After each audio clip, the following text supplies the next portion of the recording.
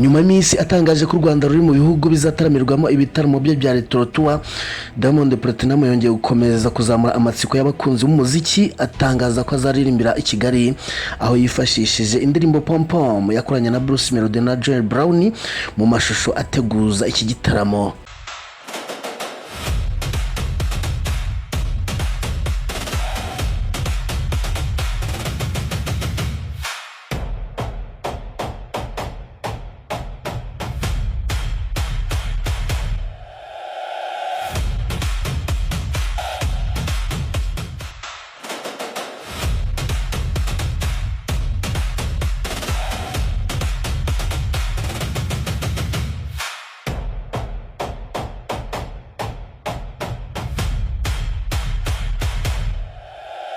Murakaza neza kuri Kigali 250 n'urubuga rwagezaho amakuru agezweho imyidagaduro, umuziki, ibyamamare n'udushya dutandukanye bishyushye byizewe kandi bikunogeye. Kuwa kane ku itariki 16 Nyakanga 2026, Diamond Platnumz yashyize kuri konti ya Instagram amashusho y'amasegonda 18 agaragaza ubutumwa bwe yageneye abanyarwanda, ahamya ko yiteguye kongera kubataramira nyuma y'imyaka 3. Diamond Platnumz yagize ati: ndabasuhuje abanyarwanda, uyu ni Diamond Platnumz, nje hano kugira ngo mbabwire ko ku itariki 29 Kanama 2026 nzataramira muri Beka Arena mu gitaramo cya Friends of Amstel.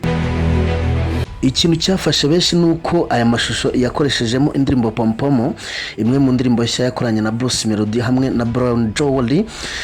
Iki ni ikimenyetso cyerekana ubusabane buri hagati y'aba bahanzi, ndetse binongera icyizere cy'abafana bifuza kubabona bahuriye ku rubyiniro. Nubwo abategura iki gitaramo bataratangaza niba aba bahanzi bazaririmbana iyi ndirimbo, byamaze kongera ibyishimo n'amatsiko ku bakunzi b'umuziki, cyane ko ari bwo bwa mbere Diamond Platnumz na Bruce Melody bazahurira ku gitaramo nyuma yo gusohora iyi ndirimbo yakiriwe neza mu karere.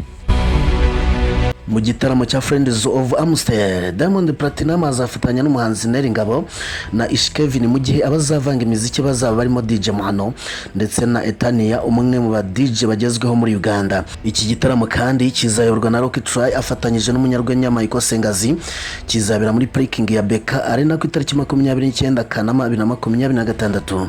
Diamond Platnumz asanzwe ari umwe mu bahanzi bafite amateka akomeye mu Rwanda, yatangiye gutaramira i Kigali 2015. Kuva icyo gihe akomeza kuhagaruka mu bitaramo bitandukanye byitabirwa n'abafana benshi. Ubushize yagaragaye ku rubyiniro rwo mu Rwanda mu mwaka wa 2023, aho yaririmbye mu isurukiramuco rya Jazz of Africa Festival mbere yo kongera kugaruka mu birori bya Trace Awards byombi byabereye i Kigali. Diamond Platnumz yakoranye n'abahanzi bakomeye muri Afrika no ku isi, anatwara ibihembo bitandukanye byamushyize mu bahanzi bafite uruhare rukomeye mu guteza imbere umuziki nyafrika. Ku itariki 29 Kanama 2026, amaso y'abakunzi b'umuziki azaba yerekeje muri Beka Arena, aho benshi bategereje kureba niba Diamond Platnumz azongera kwandika amateka mu Rwanda, ndetse n'indirimbo Pom Pom yamamaje iki gitaramo izaririmbirwa ku rubyiniro ari kumwe na Bruce Melody. Ndagushimiye kuba wabanye nanjye. Ni Kigali 250, ubusanzwe nitwa Nero. Amakuru yo nakagaruka, icyo usabwa no gukanda subscribe, like, comment na share.